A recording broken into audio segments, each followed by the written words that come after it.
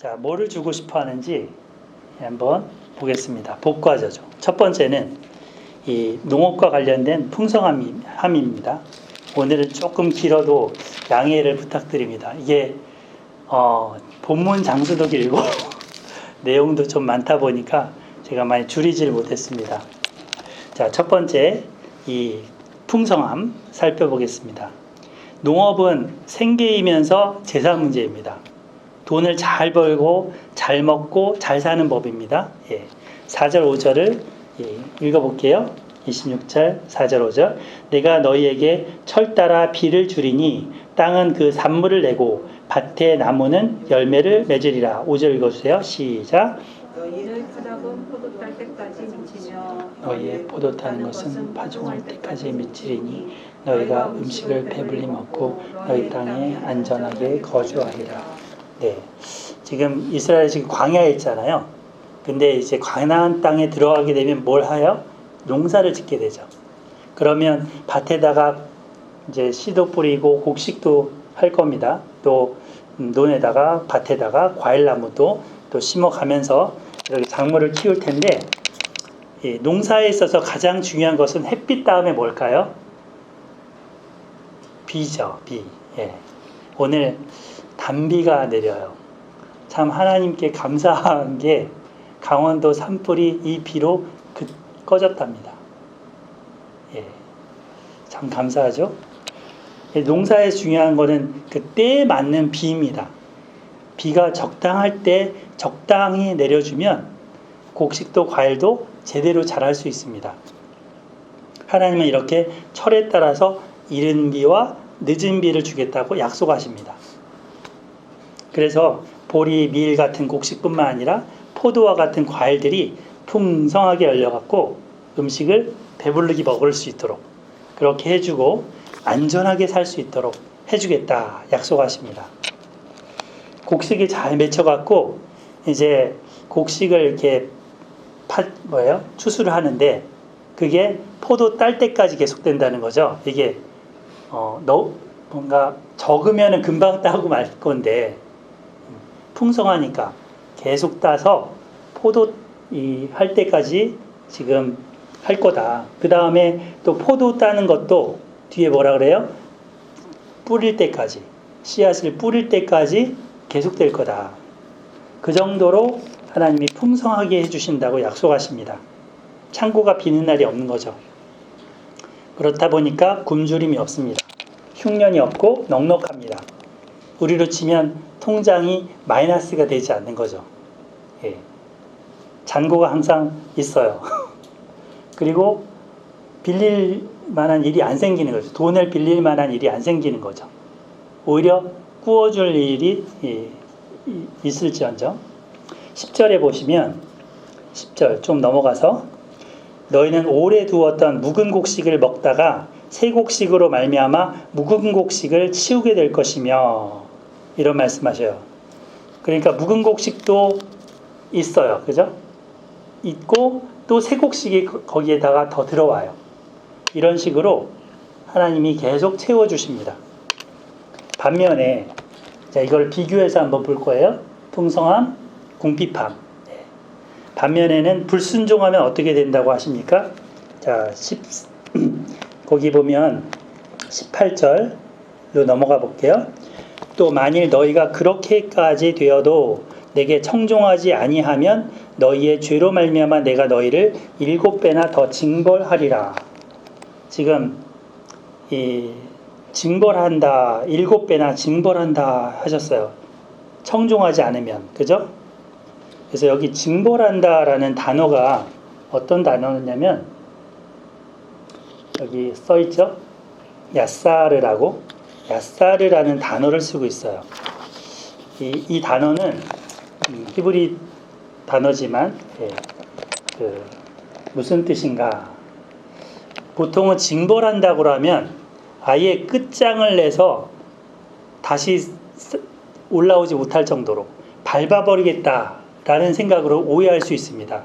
근데 그게 아니고 단어의 뜻들이 나오죠. 책망하다, 훈육하다, 교정하다, 가르치다, 교훈하다, 지도하다. 마치 부모가 자녀를 선생님이 학생을 그렇게 하는 단어라는 거죠. 징벌하다라는 단어로 번역을 했지만, 그래서 영어로는 여기 보시면 징벌하다를 영어로 discipline 이렇게 써놨죠. 그러니까 disciple이 제자잖아요. 제자라는 단어를 만드는 discipline, 훈육하다. 그래서 오늘 제목을 하나님의 훈육이라고 제가 제목을 잡은 겁니다. 하나님이 훈육을 하시는데 디서플린 이런 식으로 하신다. 근데 그 잘못된 버릇을 고쳐주려는 훈육인 거죠. 이 징벌은 바른 길을 걷도록 하기 위한 훈육인 거죠. 23절을 보시면 23절 이런 일을 당하여도 너희가 내게로 돌아오지 아니하고 내게 대항할진대. 여기서 이런 일을 당하여도라는 말을 영어 성경도 한번 보세요. 똑같은 discipline 쓰고 있죠. 징벌하리랑 같은 단어를 쓰고 있죠.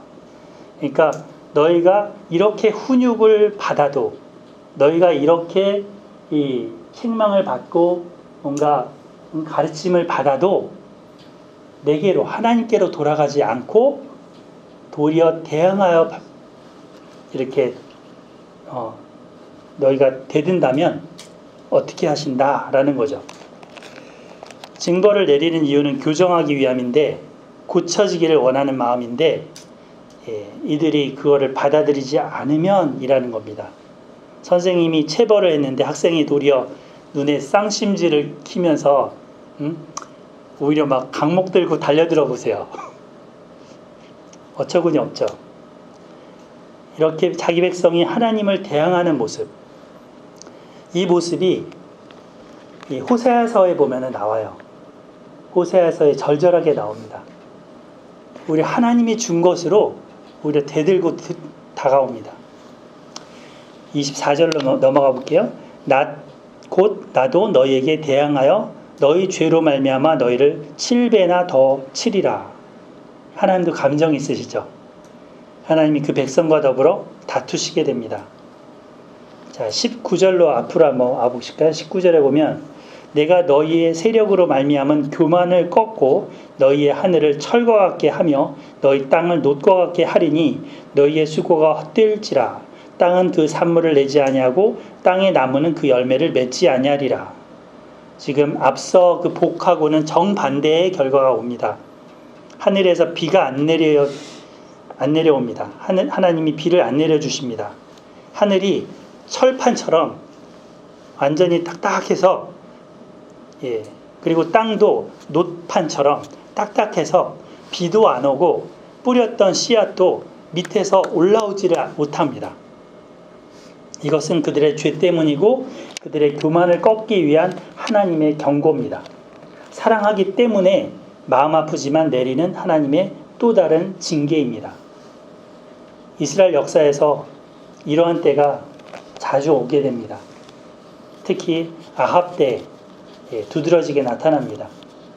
온 나라가 여호와 하나님을 떠났습니다. 이세벨을 그 여자가 가지고 왔던 바알 숭배, 이 바알 숭배에 빠졌습니다. 그들의 악함 때문에 하나님께서는 엘리야를 통해서 이제 아합에게 이런 말을 하죠. 뭐라고 하는가? 열왕기상 17장 1절에 보면 내가 섬기는 이스라엘 하나님 여호와께서 살아계심을 두고 맹세하노니 내 말이 없으면 수년 동안 비도 이슬도 있지 아니하리라. 이슬도 안 내린다. 경고를 했습니다. 그리고 나서 얼마 있다가 시냇물도 말라버렸습니다. 그리고 18장에 가면 이제 3년이라는 시간이 흘렀습니다. 그 후에야 이제 하나님께서 엘리야를 보내서 이제 아합으로 하여금 바알 선지자들과 결판을 하겠다라는 도전장을 내게 하셨습니다. 이 바알 선지자, 아세라 선지자들이 이제 모여들었죠. 갈멜산에. 그리고 나서는 저기 보이시죠? 저 제단에 해놓고 이제 그러니까 어떤 신이 이 제물을 태워버리는가, 불을 내려서 태워버리는가, 그것을 지금 한 겁니다. 바알 선지자들이 아무리 부르짖어도 바알은 잠을 자는지 마시를 나갔는지 아무 반응이 없는 거죠. 더 한번 부르짖어 봐라 해도 이제 놀리죠, 옆에서 엘리야가. 그러나 바알은 묵묵부답입니다. 그때 엘리야가 기도했죠. 기도했을 때 물이 흥건했던 그 저 제단 물들이 다 핥아지면서 재물을 하나님이 불로 태워버리셨습니다. 백성들이 외치죠. 엘리야, 엘리야. 야는 여호와, 엘은 하나님. 엘리야라는 이름 자체가 이 여호와 그가 하나님이다. 그 말이에요. 엘리야, 엘리야. 여호와 하나님이 참 하나님임을 밝혀주셨습니다. 그리고 3년 반 만에 비를 내려주셨습니다. 하나님을 떠나면 제때에 비가 내리지 않습니다. 이번 겨울도 이 땅은 너무 건조했습니다. 그러다 보니까 이 나무가 바짝 말랐고 이 풀들이 말라갖고 조금만 불덩어리만 턱 떨어져도 쉽게 번진 것입니다. 강원도 산불은 겨울 가뭄으로 인해서 그것이 한몫했습니다. 얼마나 탔다 그래요? 서울의 한 3분의 1. 서울 면적의 3분의 1이 타버렸대요. 한 열흘 동안. 소방대원들이 망상해수욕장에 몰려들어서 이 불을 끄고자 헬리콥터로 동해안 물을 실어다가 껴얹는 일들을 계속했습니다. 그래도 그 잔불이 없어지는 것 같다가도 이 밑에 땅 밑에서 남아있는 불씨들이 계속 있다 보니까 바람이 조금만 불어도 또다시 일어나고 또다시 일어나고 지나가다가 40대 소방관이 순직을 했습니다. 제 사도는 소방대원인데 여기 같이 가셨었대요. 근데 이런 마음이 들더라는 거예요. 하나님이 10분만 소나기 한번 내려주시면 게임 끝인데 인간이 아무리 막 발버둥 치면서 막 헬리콥터로 막 실어서 조금씩 부어 내려도 그거를 다 못한다는 거예요. 우리가 아무리 열심히 노력하고 애를 쓰지만 방역에 최선을 다하지만 이 코로나 전염병의 불길도 이제는 걷잡을 수 없게 번지고 있습니다. 하나님께 순종하는 삶을 살면 풍요가 있지만 불순종하면 기근과 궁핍이 따른다고 하십니다. 요엘 시대 때는 메뚜기 떼를 보내서 먹을 양식이 아무것도 없게 다 메뚜기 떼가 잡아먹게 했습니다. 궁핍함이 어느 정도 되는가 경고하십니다. 29절 볼까요? 29절 너희가 아들의 살을 먹을 것이요 딸의 살을 먹을 것이며 눈에 넣어도 아프지 않을 그 아들 딸인데 자기가 낳은 자식인데 내 배에 그 굶주림을 허기를 면하기 위해서 자녀를 삶아먹는 지경까지 간다는 것입니다. 이대로 될까요? 이대로 됐을까요? 네. 엘리야 다음에 엘리사가 있었죠. 엘리사 시대 때 이 서로 아기를 먼저 이웃 간에 먹기로 했는데 한쪽이 안 내놓는다고 그 엄마들끼리 쌈박질하는 얘기가 나옵니다. 또 에레미야 애가는 이것을 하고 있다고 고발하고 있습니다. 이렇게 하지 않으려면 하나님의 규례와 계명을 따라야 합니다. 자, 두 번째, 이거는 강원도 산불이었죠. 네. 다행히 오늘 비로 좀 전에 말씀드린 바와 같이 단비가 오늘 오전에 내려서 열흘을 태웠던 최악의 산불이 꺼졌답니다. 눈물나게 감사한 날이에요. 그래서 저분도 눈물을 터뜨렸다고 하는데 참 한숨 쉬게 됐죠. 네. 두 번째는 하나님의 복이 평화 곧 샬롬입니다. 전쟁으로부터의 승리입니다. 6절, 7절. 내가 그 땅에 평화를 줄 것인즉 너희가 누울 때 너희를 두렵게 할 자가 없을 것이며 내가 사나운 짐승을 그 땅에서 제할 것이요 칼이 너희의 땅에 두루 행하지 아니할 것이며 너희의 원수들을 쫓으리니 그들이 너희 앞에서 칼에 엎드러질 것이라. 지금 사나운 짐승이나 칼이나 원수가 닥치면 두렵고 떨리잖아요. 그런데 이런 것이 없이 평화로운, 그야말로 침대에서 이렇게 베개 베고 단잠을 잘 수 있는 그런 것을 주겠다고 하십니다.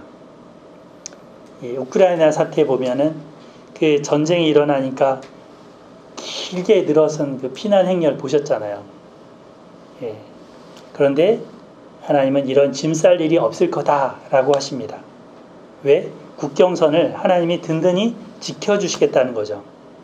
원수들을 쫓아내 주시고 그들을 엎드러지게 하시겠다는 것이죠. 8절 9절. 또 너희 다섯이 백을 쫓고 너희 백이 만을 쫓으리니. 지금 이거 숫자로 계산해 보면 5대 100이고 100대 만이니까 1대 20. 또 뒤에는 1대 100이죠. 한 사람이 20명을, 한 사람이 100명을 물리칠 수 있게 해준다는 거예요. 너희 대적이 너희 앞에서 칼에 엎드러질 것이며 내가 너희를 돌보아 너희를 번성하게 하고 너희를 창대하게 할 것이며 내가 너희와 함께한 내 언약을 이행하리라. 하나님께서는 이 다윗 한 사람을 통해서 골리앗을 때려 눕히고 또 요나단 한 사람을 통해서 블레셋 군들을 물리치게 해주셨습니다.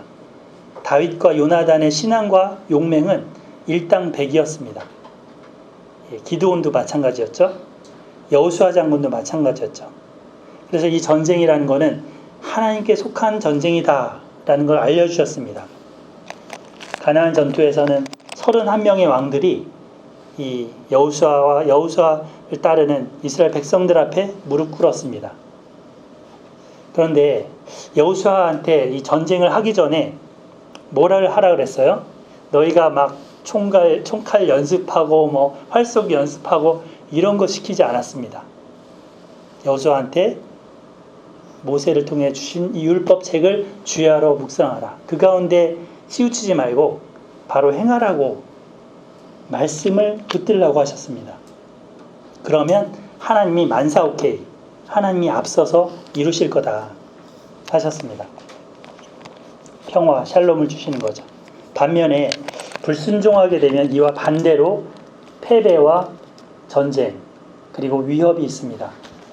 기껏 열심히 농사에서 기른 음식물들을 외적이 추수 때가 되면은 막 말 타고 와서는 다 뺏어가요. 그리고 여자들도 죽이고 아이들도 죽입니다. 더군다나 사나운 짐승들이 내려와서 이런 것들을 먹어 치우게 됩니다. 16, 17절 볼까요? 내가 이같이 너에게 행하리니 곧 내가 너에게 놀라운 재앙을 내려 폐병과 열병으로 눈이 어둡고 생명이 쇠약하게 할 것이요. 근데 이 번역에서 좀 아쉬운 단어가 한 단어가 있는데요. 사실은 이 본문에 나도 역시, 나도 또한이라는 단어가 들어가야 합니다. 이게 번역에 안 쓰여 있어요.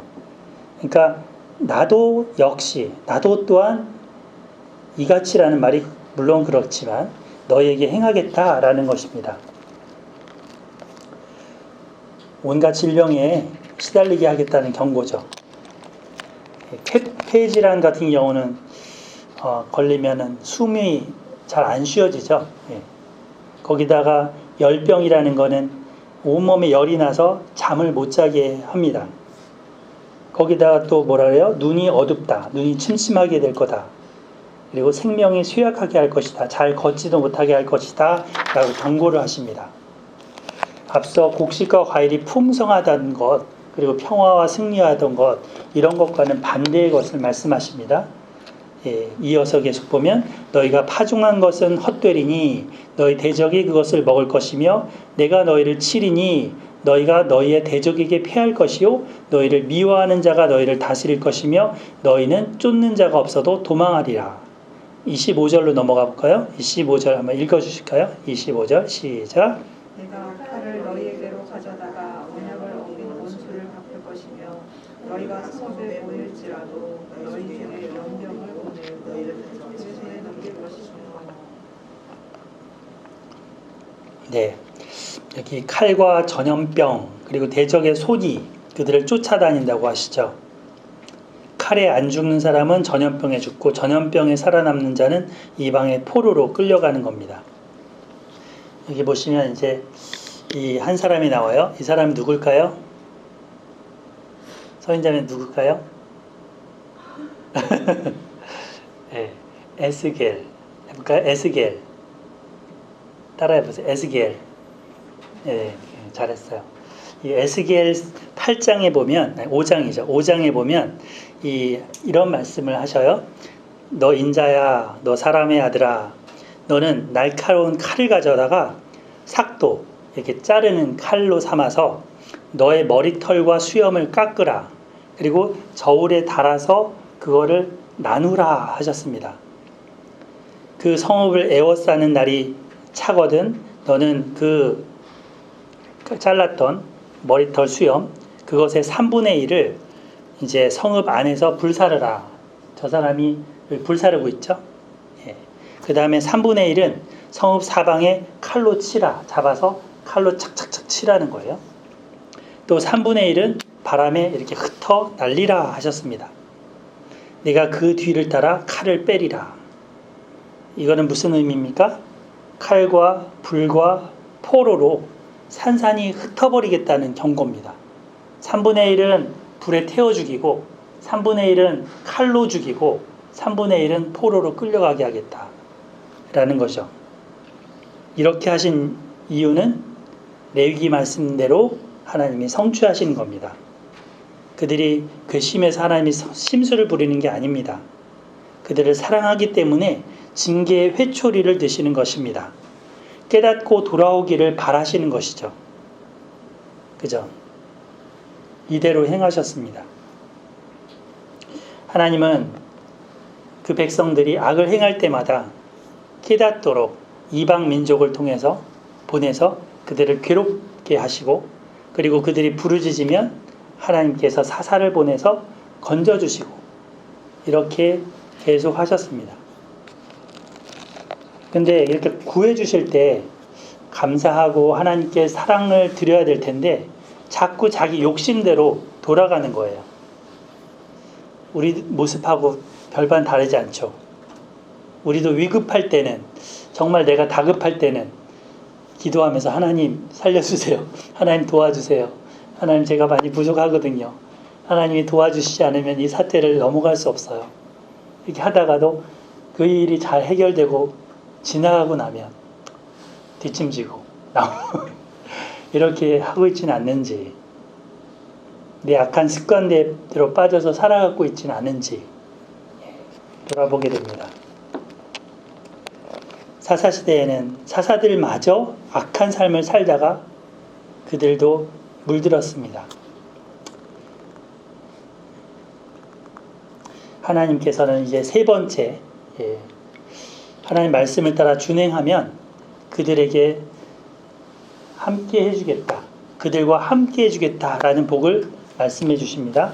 11절 12절 내가 내 성막을 너희 중에 세우리니 내 마음이 너희를 싫어하지 아니할 것이며 나는 너희 중에 행하여 너희 하나님이 되고 너희는 내 백성이 될 것이라. 지금 이제 그들 중심 자리에 하나님이 만나는 장소를 세워주겠다는 거죠. 그리고 함께 해주겠다는 거죠. 그리고 그들을 보면서 기쁨의 존재로 바라만 봐도 행복한 존재로 미소가 나오는 그런 존재로 이렇게 보겠다 하십니다. 13절 나는 너희를 애굽 땅에서 인도해내어 그들이에게 종된 것을 면하게 한 너희의 하나님 여호와니라. 내가 너희의 멍에의 빗장을 부수고 너희를 바로 서서 걷게 하느니라. 하나님 자신이 누구라는 거예요? 구원과 자유를 주신 분이라는 거죠. 그리고 그들로 걷지 못했던 그들을 걷게 해준 분입니다. 보통 이 다리에다가 이렇게 빗장을 매잖아요. 뭐 이렇게 쇠고랑 같은 거를. 그러면 쩔뚝쩔뚝 하면서 제대로 걷지를 못하거든요. 이런 그 포로됐던 백성들한테 이 쇠사슬과 멍에를 풀어주고 바로 걸을 수 있도록 그들을 자유를 준 분이라는 겁니다. 이 은혜를 기억한다면 이 하나님의 부탁, 이 말씀을 잊지 않고 주기적으로 읽고 듣고 실천해야 합니다. 요즘 매일 성경이 매일기라서 우리 이호승 집사님이 매일 이 카톡에다가 이걸 올려주고 계셔서 참 감사한데요. 매일기 되새김질하고 계셔서 예, 감사한 마음입니다. 근데 이거를 끝내 듣지 않으면 저주가 있을 거라고 하셨습니다. 7배가 지금 계속 반복되는데 더 큰 쓰나미, 더 큰 파도 이런 게 재앙으로 몰려들 거다라고 경고하시는 거죠.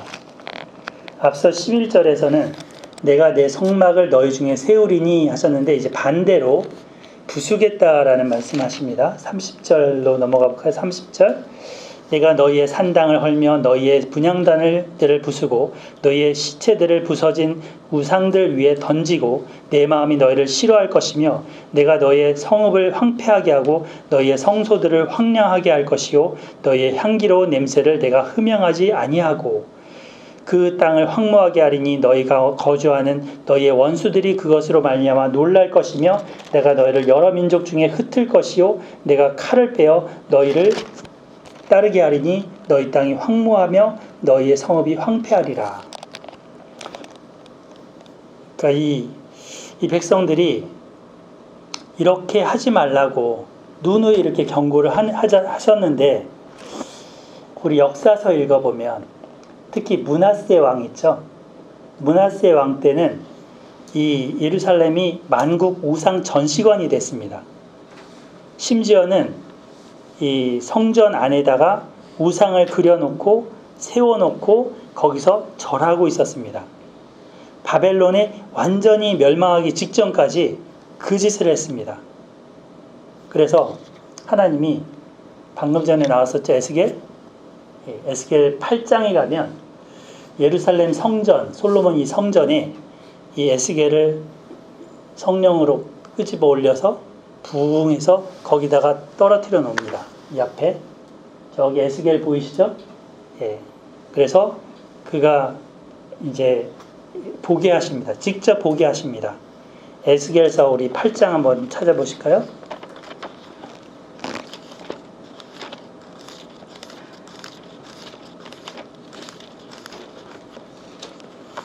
요 그림과 함께 같이 보시면 훨씬 이해가 잘 될 겁니다.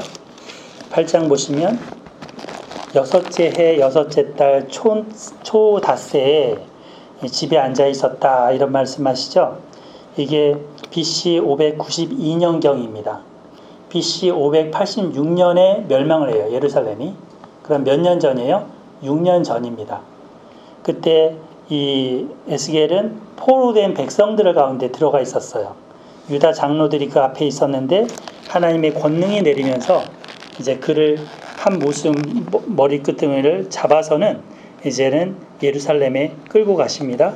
그러면서 5절 보시면 그가 내게 이르시되 인자야 이제 너는 눈을 들어 북쪽을 바라보라 하시기로 내가 눈을 들어 북쪽을 바라보니 제단문 어귀 북쪽에 그 질투의 우상이 있더라. 저기 보이시나요? 왼쪽 북쪽 방향이니까요. 성전의 위쪽 부분이죠. 여기에 질투의 우상을 세워놨다는 거예요. 또 내게 이르시되 인자야 이스라엘 족속이 행하는 일을 보느냐 그들이 여기에서 크게 가증한 일을 행하여 나로 내 성소를 멀리 떠나게 하느니라. 너는 다시 다른 큰 가증한 일을 보리라 하시더라.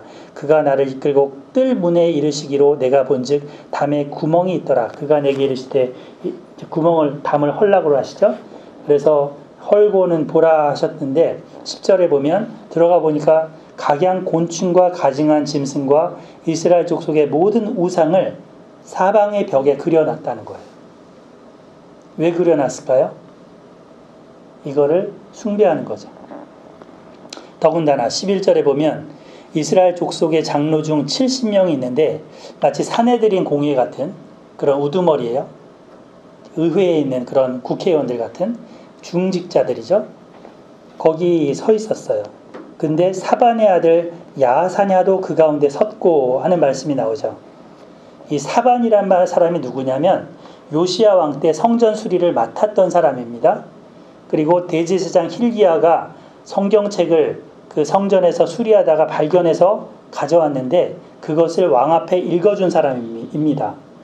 그리고 요시야 왕 때 대대적인 신앙 개혁이 일어났고 그거를 도왔던 경건한 사람입니다. 그런데 지금 에스겔이 보니까 그 경건한 집안의 사반, 그 사람의 아들도 있다는 거예요. 야사냐라는 그 아들마저도 이 우상 숭배하는 중에 있다는 겁니다. 그러니까 교회 장로님 한 분이 무당집에 가 있는 거는 거죠. 참으로 입이 벌어져서 다물어지지 못하는 일이 벌어지고 있습니다. 그 뒤에 보시면 이들이 하는 말들이 뭐예요? 컴컴한 데서 하는 말들이 여호와께서 우리를 보지 아니하시며 여호와께서 이 땅을 버리셨어.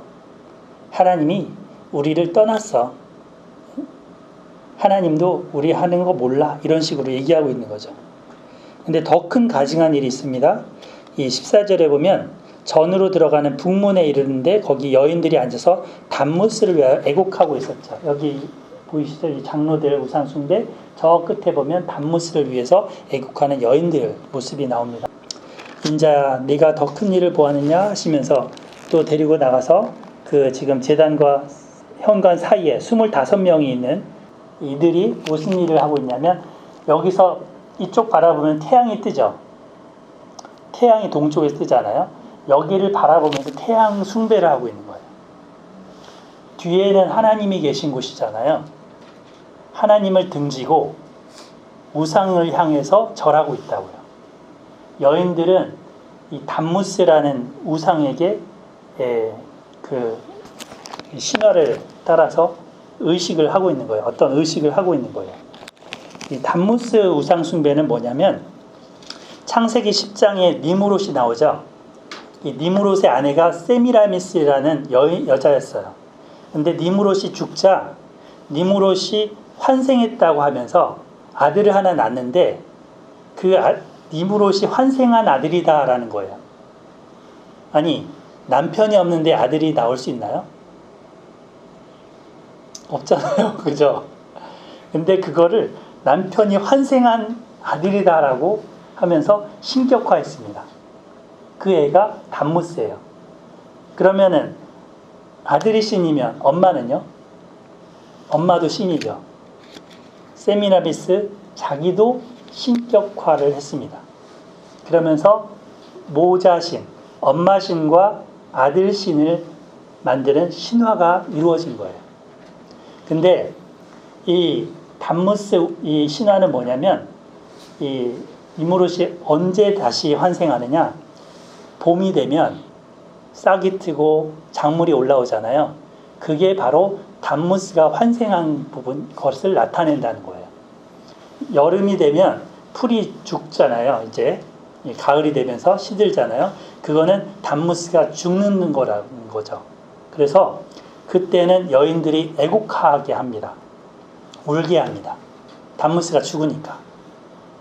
그리고 이때 성전에서 성창이라고 하는데 성전 창기들과 대규모 섹스 축제가 벌어집니다. 그리고 인신제사가 벌어집니다.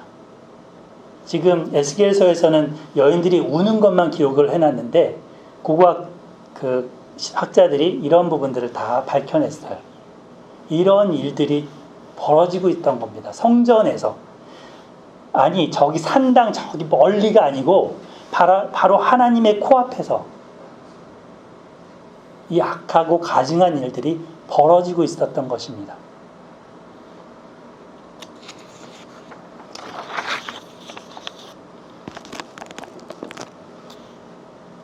가증함이 갈 때까지 갔습니다. 하나님은 이들의 이런 악행에 대해서 폭행과 노여움과 분노로 갚겠다고 뒤에 말씀을 하십니다. 그래서 에스겔서 이 8장 뒷부분을 보면 그런 하나님의 분노가 부글부글 끓는 분노가 담겨 있습니다. 불쌍히 여기지도 긍휼히 여기지도 않겠다라고 하나님 스스로 다짐하십니다. 하나님의 눈물과 진솔한 그 고통스러운 탄식과 분노가 가득 담겨 있습니다. 이것은 레위기에서 이미 반복해서 말씀하신 것입니다.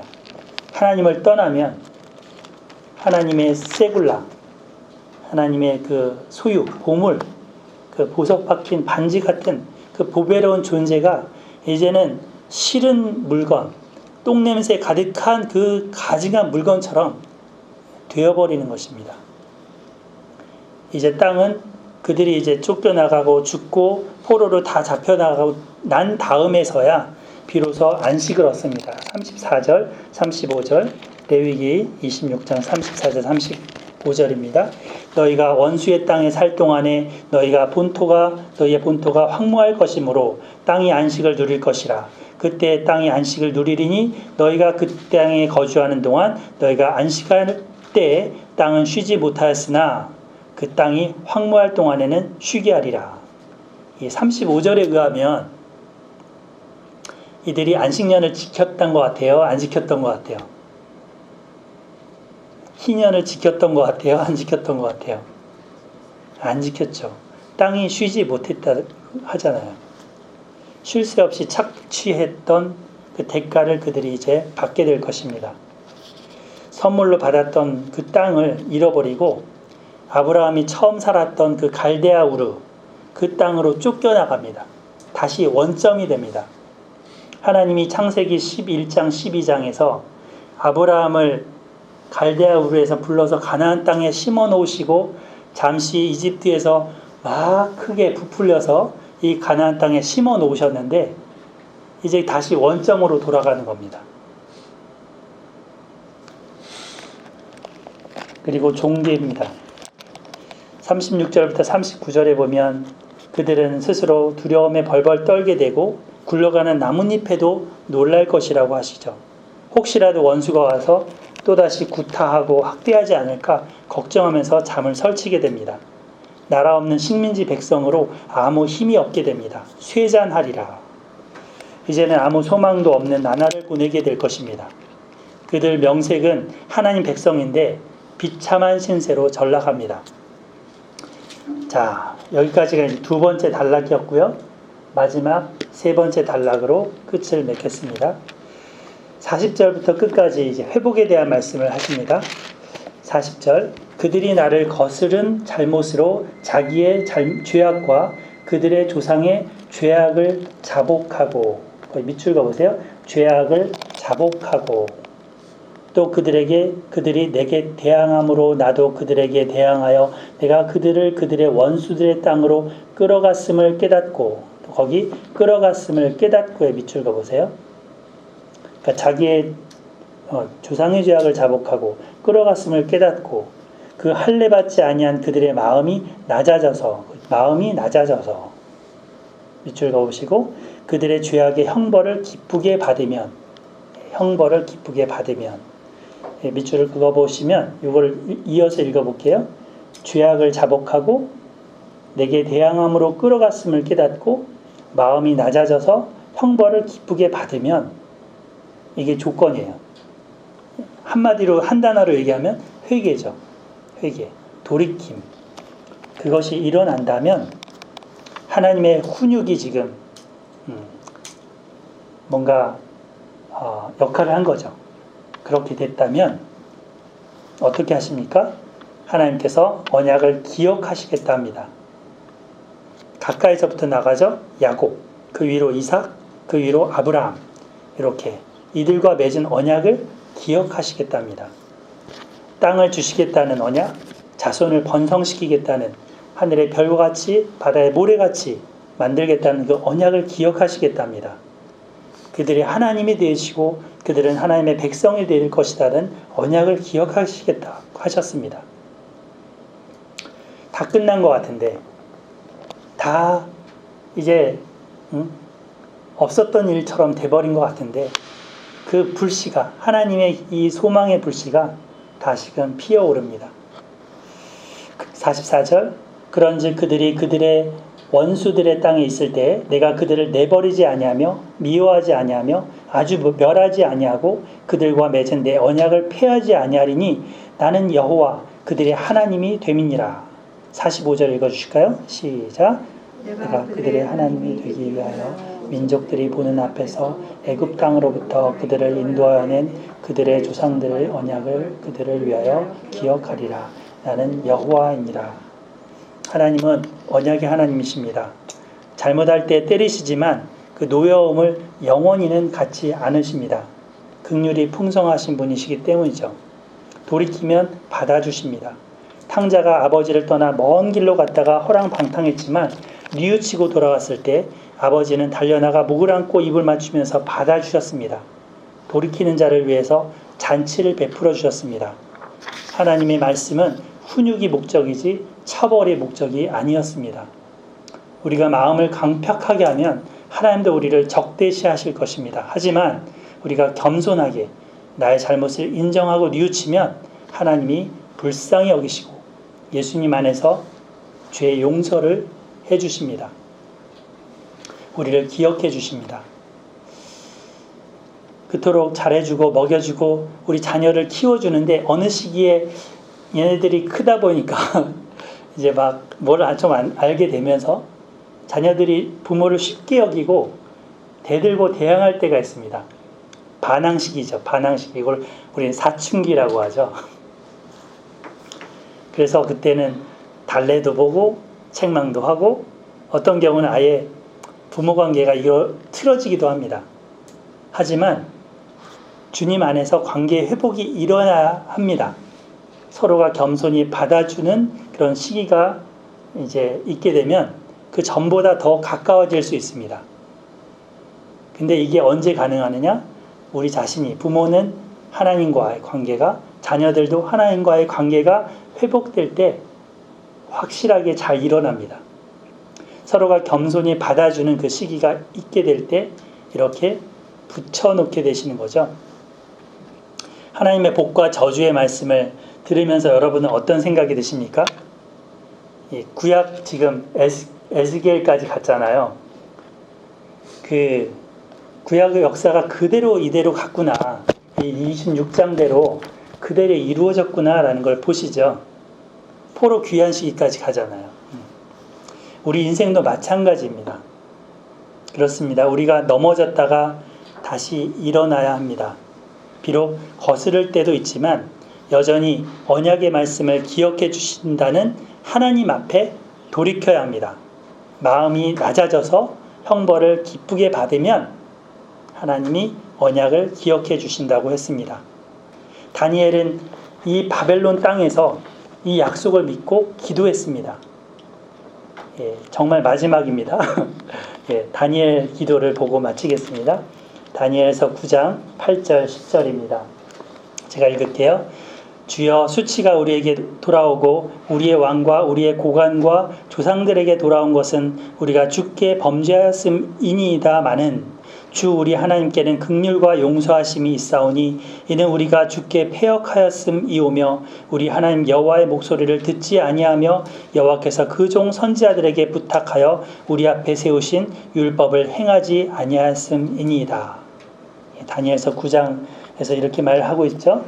11절 온 이스라엘이 주의 율법을 범하고 치우쳐가서 주의 목소리를 듣지 아니하였으므로 이 저주가 우리에게 내렸으되 곧 하나님의 종 모세의 율법에 기록된 맹세대로 되었사오니 곧 이 레위기 26장에 하나님이 말씀하신 대로 되었사오니 이는 우리가 주께 범죄하였음이니이다.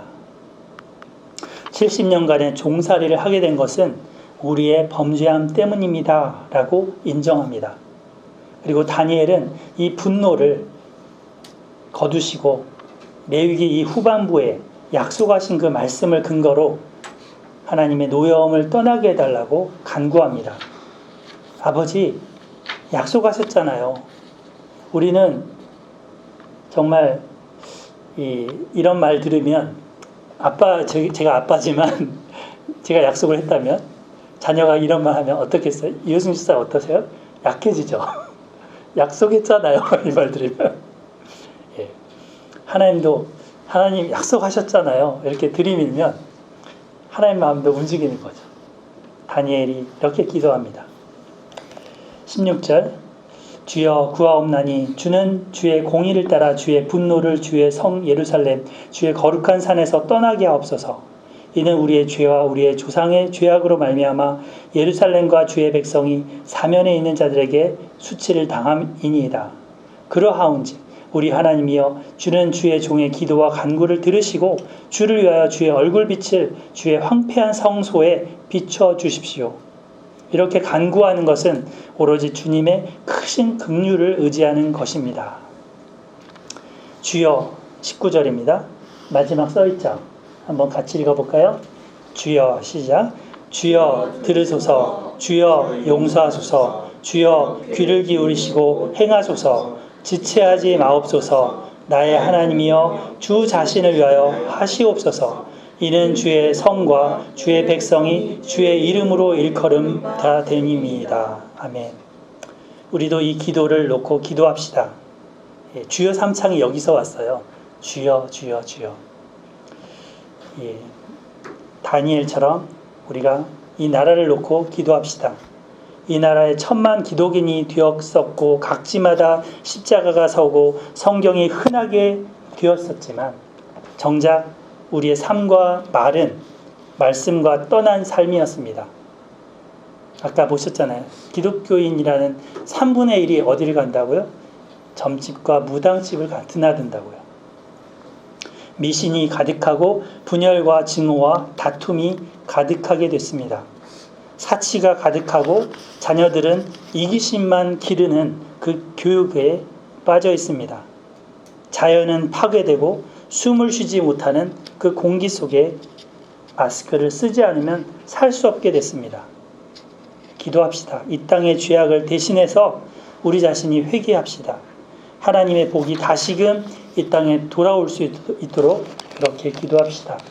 그리고 주님께서 함께 하시는 나라, 다시금 샬롬이 있는 나라, 풍족함이 있는 나라, 안전한 나라, 하나님께서 사용하시는 나라가 되게 해달라고 기도해야 되겠습니다. 아멘. 자, 26장 마지막 한 절 읽고 기도하겠습니다.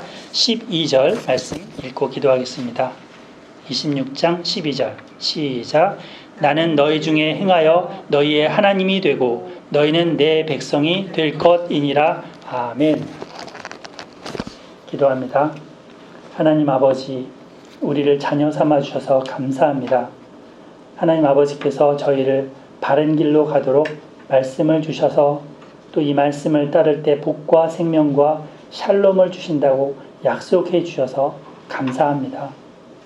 하나님 아버지, 말씀대로 살아가도록 성령께서 인도하여 주시옵소서. 그동안 우리가 바르지 못하게 살았던 부분들 하나님의 훈육으로 이제 교정되게 하여 주시옵소서.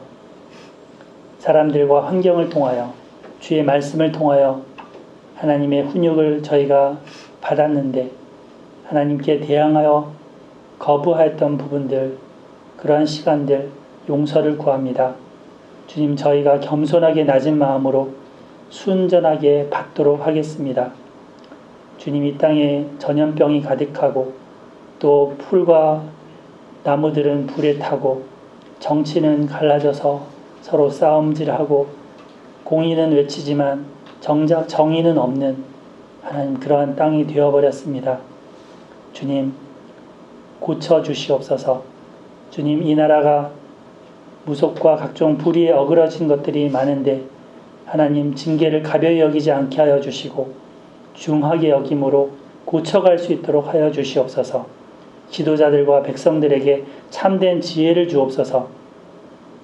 나라의 대통령은 뽑았지만 정작 많은 걱정이 우리에게 여전히 있습니다.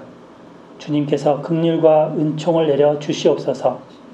에스라 소망교회 성도님들 각자의 삶 속에 하나님의 복이 가득할 수 있기를 기도드립니다.